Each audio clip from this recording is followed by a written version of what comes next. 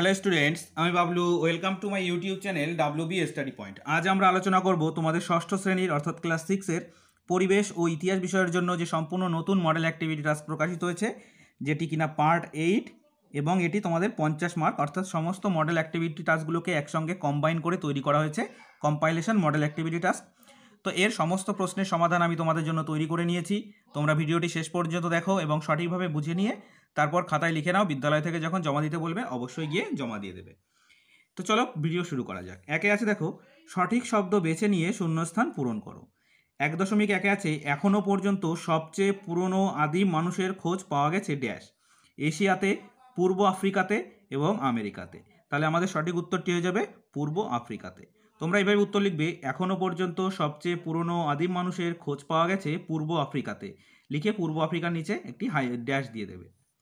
এরপরে আছে 1.2, মেহেরগড় সভ্যতা আবিষ্কার করেন যা ফ্রাসিয়া জ্যারেজ, চার্লস ম্যাসন, দয়ারাম সাহানি। তাহলে আমাদের সঠিক উত্তর হয়ে যাবে যা ফ্রাসোয়া জ্যারিজ। 1.3 আছে দেখো, হরপ্পা সভ্যতা ড্যাশ যুগের সভ্যতা, প্রাক ঐতিহাসিক, প্রায় ঐতিহাসিক, প্রায় ইতিহাস আর ঐতিহাসিক। তাহলে আমাদের সঠিক উত্তরটি হয়ে যাবে প্রায় ইতিহাস। ঠিক আছে। এবার 2 আছে দেখো, ক স্তম্ভের সাথে খ স্তম্ভ মিলিয়ে লেখো। প্রথমে ক স্তম্ভে আছে দেখো, বন্দর ও নগর, বৃহৎ স্নানাগার, উঁচু এলাকা। তাহলে আমাদের এখানে আছে দেখো বন্দর ও নগর। তাহলে বন্দর ও নগর যাবে আমাদের লোথালে। বৃহৎ স্নানাগার কোথায় পাওয়া যায়? মহেঞ্জোদারো। এবং উঁচু এলাকা কোথায় না, যেটাকে আমাদের সিটাডেল বলা হয়। তোমরা এইভাবে লিখবে, বন্দর ও নগর পাশে লিখবে লোথাল, বৃহৎ স্নানাগার পাশে লিখবে মহেঞ্জোদারো, আর উঁচু এলাকা পাশে লিখবে সিটাডেল। ঠিক আছে। এরপরে আছে দেখো, 3 বেমানান শব্দটি খুঁজে লেখো। 1 × 3, মোট 3টি প্রশ্ন, 3 নম্বর। সংহিতা, মহাকাব্য, আরণ্যক আর উপনিষদ। তাহলে আমাদের এখানে বেমানান শব্দটি হয়ে যাবে কি মহাকাব্য। 3.2 আছে দেখো, ব্রহ্মচর্য, গার্হস্থ, বানপ্রস্থ, আর এটি হচ্ছে আমাদের ব্রাহ্মণ। তাহলে আমাদের এটি হয়ে যাবে অমিল বা এটি বেমানান। তা আমাদের যদি ব্রহ্মচর্য, গার্হস্থ, বানপ্রস্থ আর সন্ন্যাস থাকতো তাহলে মিল ছিল, কিন্তু যেহেতু এখানে আছে ব্রাহ্মণ তাই এটি অমিল। তারপরে আছে দেখো, বিধব, সভা, সমিতি আর রত্নিন। তাহলে আমাদের এগুলো সব সমাসমিতির নাম, শুধুমাত্র রত্নিনটাই আলাদা, তাহলে এটি আমাদের হয়ে যাবে বেমানান। ঠিক আছে। এরপরে আছে দেখো 4.1, এখানে বলেছে সত্য বা মিথ্যা নির্ণয় করো। দক্ষিণ ভারতের একমাত্র মহাজনপদ ছিল অশোক। তাহলে আমাদের এটি হয়ে যাবে সত্য। 4.2, চন্দ্রগুপ্ত মৌর্য শেষ জীবনে বৌদ্ধ হয়ে যান। তো এটিও আমাদের সত্য। এবং 4.3 আছে, বিনয় পিটক গৌতম বুদ্ধের মূল কয়েকটি উপদেশের আলোচনা বা বিনয় পিটকে। তাহলে এটি আমাদের মিথ্যা। ঠিক আছে। এবার আছে দেখো 5, 2-3টি বাক্যে উত্তর দাও। 5.1 আছে, মেহেরগড় সভ্যতায় কোন কোন কৃষিপণ্য উৎপাদিত হতো। তো চলো উত্তরটি আমরা দেখে নিই। দেখো, মেহেরগড় সভ্যতায় কোন কোন কৃষিপণ্য উৎপাদিত হতো। উত্তর দেখো, মেহেরগড় সভ্যতায় গম ও যবের উৎপাদন হতো। এর পাশাপাশি কার্পাস চাষেরও উল্লেখ পাওয়া যায়। পরবর্তী প্রশ্ন দেখো, উপমহাদেশের পুরনো গুহা বসতি প্রমাণ পাওয়া গেছে এরকম কয়েকটি স্থানের নাম লেখো। তো চলো উত্তরটি আমরা দেখে নিই। উত্তরটি দেখে নাও। উপমহাদেশে পুরনো গুহা বসতির প্রমাণ পাওয়া গেছে এমন কয়েকটি স্থান হলো: 1 বাদামি, 2 অজন্তা ইলোরা, 3 উদয়গিরি, 4 ভীমবেটকা এবং 5 দুর্গেশ্বরী গুহা মন্দির। ঠিক আছে। এবার দেখো 5.3 আছে, বেদের আরেক নাম শ্রুতি কেন। তো উত্তরটি দেখে নাও। প্রাচীন ঋষিরা বেদ সংকলিত ঈশ্বরের বাণী শ্রবণ করেছিলেন, অর্থাৎ শুনে শুনে মনে রাখতেন। কি হচ্ছে, প্রাচীন ঋষিরা বেদ সংকলিত ঈশ্বরের বাণী শ্রবণ করেছিলেন, অর্থাৎ শুনে শুনে মনে রাখতেন, তাই বেদের আরেক নাম শ্রুতি। ওকে। প্রাচীন ঋষিরা তাদের শিষ্যদেরও বেদের প্রতিটি বাক্য, প্রতিটি শব্দ শুদ্ধ উচ্চারণ সহ শেখাতেন বা মুখস্থ করাতেন। তাহলে যেহেতু বেদ শুনে শুনে মুখস্থ করতে হতো বা শুনে শুনে মনে রাখতে হতো, সে মুনি ঋষিরাই হোক কিংবা তাদের শিষ্যরা, সকলকেই শুনে শুনে মনে রাখতে হতো, তাই বেদের অপর নাম শ্রুতি বলা হয়েছে। ওকে।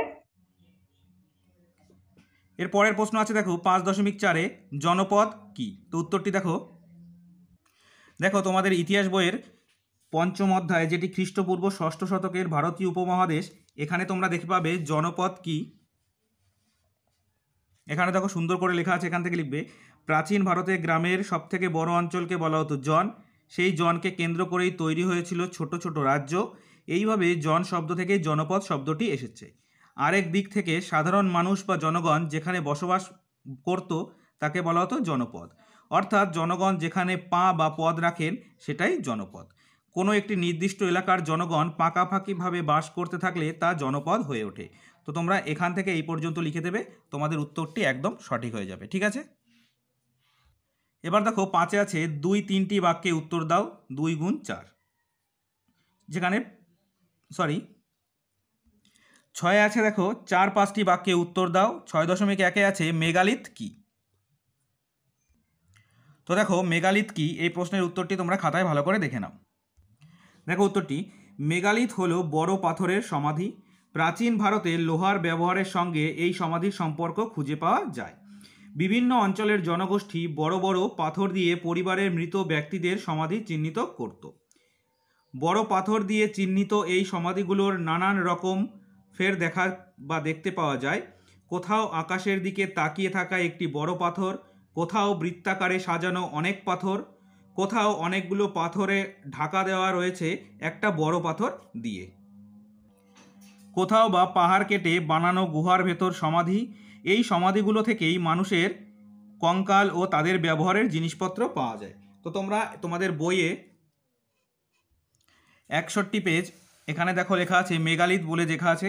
তো এই মেগালিথ এখান থেকে এই পর্যন্ত অনেকটাই বড় লেখা আছে। তোমরা তোমাদের মতো এখান থেকে চাইলে তোমাদের বই থেকে 3 নম্বরের মতন করে লিখে নিতে পারো, অথবা আমি যেটা লিখেছি সেটাও তোমরা লিখে নিতে পারো। এবার 6.2 ছিল দেখো জাতকের গল্পের মূল বিষয়বস্তু কি। উত্তরটি দেখে নাও। জাতকের মূল চরিত্র বা অতীতের বোধিসত্ত্বই বর্তমানের বুদ্ধ। অতীত জীবনের সাথে বর্তমান জীবনের সম্পর্ক স্থাপন করা হয়, যাকে সমবধান বা সমাধান বলা হয়। জাতকের উপদেশ ও নীতিশিক্ষা মানুষকে মৈত্রীপরায়ণ, দয়াবান, সৎ ও আদর্শবান হতেও শেখায়। তো এটি ছিল আমাদের জাতকের গল্পের মূল কথা। তাহলে মূল বিষয়টাকেই আমরা 3 নম্বরের জন্য ছোট করে লিখেছি, তোমরা চাইলে এর থেকেও বড় করে নিয়ে লিখে নিতে পারো। এবার 6.3-এ আছে দেখো টিকা লেখো অর্থশাস্ত্র। তো তোমাদের বইয়ের 81 বা 81 নম্বর পেজে দেখো তোমাদের বইয়ের 81 নম্বর পেজ, এই পেজে একদম দেখো সুন্দর করে লেখা আছে। এখানে দেখো এখানে অর্থশাস্ত্র লেখা আছে। এখান থেকে তোমরা, আমি আর পড়ছি না, এখান থেকে তোমরা স্ক্রিনশট দিয়েও নিয়ে নিতে পারো, অথবা তোমাদের বইয়ের 81 বা 81 নম্বর পেজ খুলে এখান থেকে লিখে নিতে পারো। এখান থেকে তোমরা চাইলে সবটাও লিখে নিতে পারো, অথবা তোমাদের যদি মনে হয়ে থাকে এটা অনেকটা বড় হয়ে যাচ্ছে, তো তোমরা তোমাদের মতন ছোট করেও লিখতে পারো 3 নম্বরের মতন করে। ঠিক আছে, এবার 6.4-এ আছে দেখো মৌর্য সম্রাটরা গুপ্তচর কেন নিয়োগ করতেন। উত্তরটি দেখো, মৌর্য সম্রাটরা গুপ্তচর নিয়োগ করতেন তার কারণ এই গুপ্তচররা বাদশাহকে সমস্ত কিছু সম্পর্কে অবহিত করতেন, যা রাজ্যকে যথাযথ ও সুষ্ঠুভাবে পরিচালিত করতে সহায়তা করেছিল। এই গুপ্তচরদের যোগ্যতার ভিত্তিতে নিয়োগ করা হতো। এছাড়াও অচেনা বিদেশি বা সন্দেহজনক লোকের উপর নজর রাখত তারা। কর্মচারী ও রাজপুত্রদের উপরও তারা নজর রাখত। ঠিক আছে, এর পরের প্রশ্ন দেখো 6.5-এ আছে টিকা লেখো হর্ষচরিত। তো তোমাদের বইয়ের 95 পেজে আছে, দেখো তোমাদের বইয়ের 95 পেজ, এবং এখানে দেখো টুকরো কথা যেখানে আছে, দেখো এখানে বাণভট্টের হর্ষচরিত। বাণভট্ট হর্ষবর্ধনকে নিয়ে হর্ষচরিত কাব্য লেখেন। এটি আদতে একটি প্রশস্তি কাব্য, অর্থাৎ এই কাব্যে হর্ষের কেবল গুণাগুণ করা হয়েছে। পাশাপাশি পুষ্যবতীদের রাজত্ব ও তার ইতিহাস আলোচনা করেছেন বাণ। হর্ষের গুণাগুণ করতে গিয়ে তার বিরোধীদের ছোট করেছেন বাণ। যেমন রাজা শশাঙ্ককে অনেকভাবে খাটো করে দেখানো চেষ্টা হয়েছে। হর্ষবর্ধনের বোন রাজশ্রীকে ফিরিয়ে নিয়ে আসার ঘটনার বর্ণনা দিয়ে হর্ষচরিত শেষ হয়েছে। হর্ষচরিত আসলে হর্ষবর্ধনের আংশিক জীবনী, তবে শুধু গুণাগুণের জন্য এটিকে নিরপেক্ষ বলে মেনে নেওয়া মুশকিল। ঠিক আছে, তো তোমরা এখানে এই টুকরো কথা থেকে এটা লিখে নেবে। এবার 7-এ আছে দেখো তুমি কি মনে করো আগুনের ব্যবহার মানুষের ইতিহাসে জরুরি একটি পরিবর্তন। 7-এর 1 দাগ, মোট 3টি প্রশ্ন, 5 নম্বর করে। তো উত্তরটি দেখে নাও। তো দেখো উত্তর এভাবে লিখবে, আমি মনে করি আগুনের ব্যবহার মানুষের ইতিহাসে একটি গুরুত্বপূর্ণ পরিবর্তন। কেন সেটি এবার আমাদের লিখতে হবে। আদিম যুগের মানুষ প্রথমে তাদের খাবার, মাংস ইত্যাদি কাঁচা খেত, কিন্তু আগুনের ব্যবহার জানার পর তারা সেগুলি পুড়িয়ে খেতে শুরু করে। ফলে খাবার নরম হওয়ার জন্য সেগুলি খেতে বেশি শক্তিরও প্রয়োজন হতো না। ধীরে ধীরে মানুষ আগুন দিয়ে বন্য পশুর আক্রমণ ও রোধ করতে শিখেছিল। তারপর দেখো, তারা মাটির পাত্র তৈরি করে সেগুলি পুড়িয়ে আরও শক্তভাবে ব্যবহার করতে শিখেছিল। ধীরে ধীরে তাদের যাত্রায়ও আমূল পরিবর্তন দেখা দিল, শারীরিক ও মানসিকভাবেও উন্নত হলো।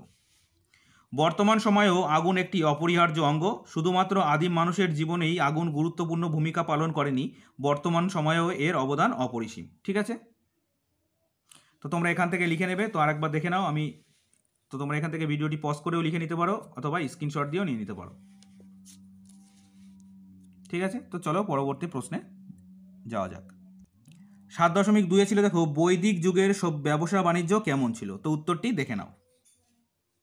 ভারতের অধিকাংশ মানুষের জীবিকা ছিল কৃষি। বেশ কিছু মানুষ ব্যবসা বাণিজ্যও করত। ম্যাক্স মুলার ল্যাসেন এর মতে, মানে এরা কি ঐতিহাসিক, তাহলে ম্যাক্স মুলার ল্যাসেন এর মতে ঋগ বৈদিক যুগে আর্যরা সামুদ্রিক বাণিজ্যে অংশ নিত। এটা কিন্তু ঋগ বৈদিক যুগে ওকে, ঋগ বৈদিক যুগে আর্যরা সামুদ্রিক বাণিজ্যে অংশ নিত। তবে এই বাণিজ্য চলতো উপকূল ধরে, অর্থাৎ সাগর পাড়ি দেওয়ার কোনো ব্যাপার ছিল না। তাহলে সামুদ্রিক বাণিজ্যে অংশ নিলেও সেই বাণিজ্যগুলো চলতো কি উপকূল ধরে, যেখানে তাদের সাগরে পাড়ি দিতে হতো না। তো দেখো, ঋগ্বেদে চামড়া শিল্পের কথা রয়েছে। চামড়া থেকে তৈরি হতো কি থলি, ঘোড়ার লাগাম প্রভৃতি বানানো হতো। ভেড়ার লোম থেকে পোশাক বানানোর কথাও ঋগ্বেদে রয়েছে। টানা ও পোরেন এই দু রকমের সুতো কাপড় বোনায় ব্যবহৃত হতো। এটি ছিল আমাদের ঋগ বৈদিক যুগ। এবার দেখো, পরবর্তী বৈদিক যুগে কৃষির উৎপাদন বাড়ার সঙ্গে সঙ্গে ব্যবসা বাণিজ্যের পরিমাণও বৃদ্ধি পায়। এই যুগে স্থলপথে বাণিজ্যের উল্লেখ থাকলেও জলপথে বাণিজ্যের নিশ্চিত কোনো প্রমাণ নেই। তো আমরা ঋগ বৈদিক যুগে দেখেছিলাম কি সমুদ্রপথে ব্যবসা বাণিজ্য হতো, কিন্তু সেটি ছিল সমুদ্র উপকূল বরাবর। কিন্তু এখানে কি হচ্ছে দেখো, এই যুগে স্থলপথে বাণিজ্যের উল্লেখ থাকলেও জলপথে বাণিজ্যের নিশ্চিত কোনো প্রমাণ নেই। এই যুগে বিনিময়ের ক্ষেত্রে হয়তো বিভিন্ন প্রকার মুদ্রা, যার মধ্যে ছিল নিক্স ও শতমান, ব্যবহার করা হতো। তাহলে যে দু প্রকার মুদ্রা ব্যবহার করা হতো তার মধ্যে কি ছিল, নিক্স ও শতমান। এর পরের প্রশ্ন আছে দেখো, 7.3 নব্য ধর্ম আন্দোলন কেন গড়ে উঠেছিল? তো দেখো, খ্রিস্টপূর্ব 6ষ্ঠ শতক নাগাদ ধর্মের নামে আড়ম্বর, অনুষ্ঠান ও জাতিভেদ বেড়ে যাওয়ার প্রতিবাদে নব্য ধর্ম আন্দোলন শুরু হয়। এর কারণগুলি হলো, 1 নম্বর দিয়ে লিখবে, ধর্মের নামে বেড়েছিল আড়ম্বর ও অনুষ্ঠান। আগে সমাজে কাজের ভিত্তিতে শ্রেণীবিভাগ ছিল, কিন্তু পরে তা জন্মগত হয়। এর প্রভাবে প্রবল হয় জাতিভেদ। এই কারণে সাধারণ মানুষ বৈদিক ধর্মের থেকে মুখ ফিরিয়ে নিয়েছিল। 2 নম্বর পয়েন্ট লিখবে, বাণিজ্যের জন্য সমুদ্রযাত্রা অনেক ক্ষেত্রেই প্রয়োজন, অথচ সমুদ্রযাত্রাকে পাপ হিসাবে দেখত ব্রাহ্মণরা। 3 লিখবে, লোহার তৈরি অস্ত্র ক্ষত্রিয়দের ক্ষমতা আরও বাড়িয়ে দিয়েছিল, ফলে ক্ষত্রিয়রা ব্রাহ্মণদের সমান ক্ষমতার দাবি করত। এবার উপসংহার হিসাবে লিখবে, এইভাবে সমাজের বিভিন্ন অংশের মানুষ ব্রাহ্মণদের বিরুদ্ধে দাঁড়াতে শুরু করেছিল। তারা নতুন সহজ সরল ধর্মের খোঁজ শুরু করে। এই চাহিদা পূরণ করেছিল জৈন ধর্ম ও বৌদ্ধ ধর্ম। ঠিক আছে, তো এই ছিল তোমাদের 6ষ্ঠ শ্রেণীর ইতিহাস বিষয়ের 50 মার্কের যে কম্পাইলেশন মডেল অ্যাক্টিভিটি টাস্ক, তার সম্পূর্ণ সঠিক এবং সম্পূর্ণ সমাধান। আশা করি তোমরা বুঝে নিয়েছো। ভিডিওটি ভালো লাগলে অবশ্যই লাইক করবে এবং চ্যানেলটি সাবস্ক্রাইব করে নিয়ে বেল নোটিফিকেশান অল করে রাখবে পরবর্তী ভিডিওর নোটিফিকেশান পাওয়ার জন্য।